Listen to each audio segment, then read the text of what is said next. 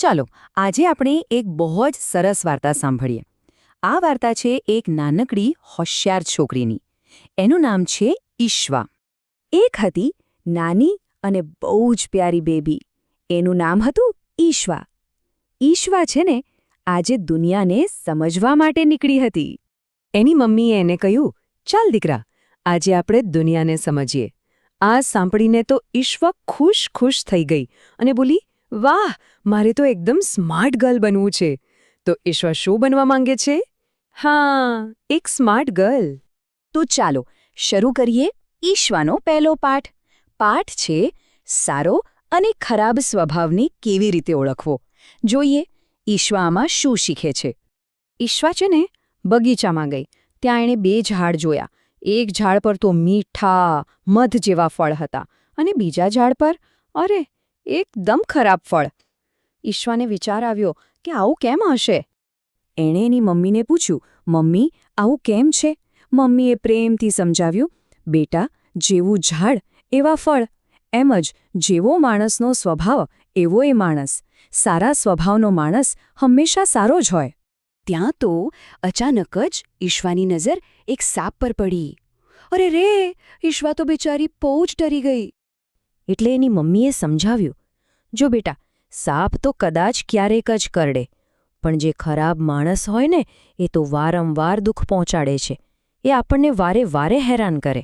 અને બસ ઈશ્વાએ પહેલો બોધપાઠ શીખી લીધો કે હંમેશા ખરાબ લોકોથી દૂર રહેવું જોઈએ. ઓકે, ચલો ફરી બોલીએ, ખરાબ લોકોથી દૂર રહેવું. ચાલો હવે જોઈએ ઈશ્વાનો બીજો પાઠ.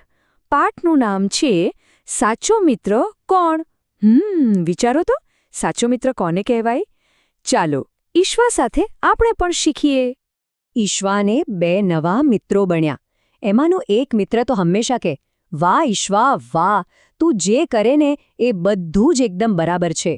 પણ જે બીજો મિત્ર હતો એ ધીમેથી અને પ્રેમથી કહેતો, ઈશ્વા, આમ ના કરીશ, આ મને બરાબર નથી લાગતું. હવે ઈશ્વા તો વિચારમાં પડી ગઈ કે આ બંનેમાંથી મારો સાચો મિત્ર કોણ છે? જરા વિચારો તો, કોણ હશે સાચો મિત્ર? પહેલો કે બીજો? ત્યારે મમ્મીએ એને સમજાવ્યું, બેટા, જે આપણને સાચું કહે, જે આપણું ભલું વિચારે અને ખોટું કરતા રોકે, એ જ સાચો મિત્ર કહેવાય. તો આપણે શું યાદ રાખીશું? સાચો મિત્ર એ છે જે હંમેશા સાચું બોલે. સરસ. હવે વારો છે ત્રીજા પાઠનો. અને આ પાઠ છે કશું પણ કરતા પહેલા વિચારવાની શક્તિ. આ તો બહુ જ અગત્યનું છે, ખરું ને? ઈશ્વા છે ને રંગબેરંગી બ્લોક્સથી એક મોટો ટાવર બનાવતી હતી.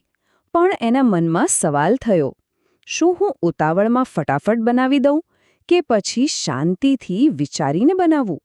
હવે ઈશ્વા શું કરશે? ત્યારે મમ્મીએ આવીને એને 3 સવાલ શીખવ્યા. કોઈ પણ કામ કરતા પહેલા પોતાને પૂછવાનું, પહેલું, હું આ શા માટે કરું છું? બીજું, આ કરવાથી શું થશે? અને ત્રીજું, શું આ મારાથી બરાબર થશે? પછી તો ઈશ્વાએ ધીમે ધીમે એક વાત વિચારીને ટાવર બનાવ્યો. અને ટાવર બહુ જ સરસ બન્યો.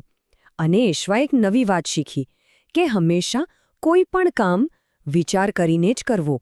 અને હવે આવે છે છેલ્લો અને સૌથી અગત્યનો પાઠ. આ પાઠ છે સંતુલન અને સમય વિશે. ચાલો આ પણ ધ્યાનથી શીખીએ.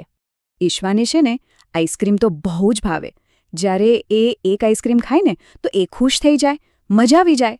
પણ જો એ એકસાથે ઘણા બધા આઈસ્ક્રીમ ખાઈ લે તો અરે રે, તો એનું પેટ દુખે અને એ ઉદાસ થઈ જાય. હવે ભણવાનો સમય થયો, પણ ઈશ્વાનું મન તો રમવામાં હતું. એણે કહ્યું, મમ્મી, હું થોડી વાર પછી ભણીશ. ત્યારે મમ્મીએ એને પ્રેમથી કહ્યું, ના બેટા, કામના સમયે કામ કરવું જોઈએ. આળસ કરવી એ સારી વાત નથી. અને ત્યારે ઈશ્વાને સમજાયું કે દરેક કામ માટે એક યોગ્ય સમય હોય છે. અને એ એક મોટી વાત શીખી કે સમય બહુ જ કિંમતી છે. આપણે હંમેશા યાદ રાખવાનું, સમય બહુ જ કિંમતી છે. તો જોયું, ઈશ્વરા એક સ્માર્ટ ગર્લ બનવા માટે કેટલી બધી નવી વાતો શીખી. ચાલો તો આપણે એણે શીખેલી બધી વાતોને એકવાર ફરીથી યાદ કરી લઈએ. પહેલું, હંમેશા સારો સ્વભાવ રાખવો. બીજું, ખરાબ લોકોથી દૂર રહેવું. ત્રીજું, સાચા મિત્રને જ પસંદ કરવો. ચોથું, કંઈ પણ કરતા પહેલાં વિચારવું. પાંચમું, દરેક વસ્તુમાં સંતુલન જાળવવું.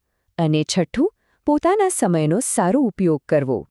જેવી રીતે ઈશ્વા આ બધી વાતો શીખીને એક સ્માર્ટ ગર્લ બની, બસ એવી જ રીતે આપણે પણ આ બધી વાતો યાદ રાખીશું તો એકદમ સ્માર્ટ બની જઈશું. તો આ નાનકડી વાર્તા હંમેશા યાદ રાખજો.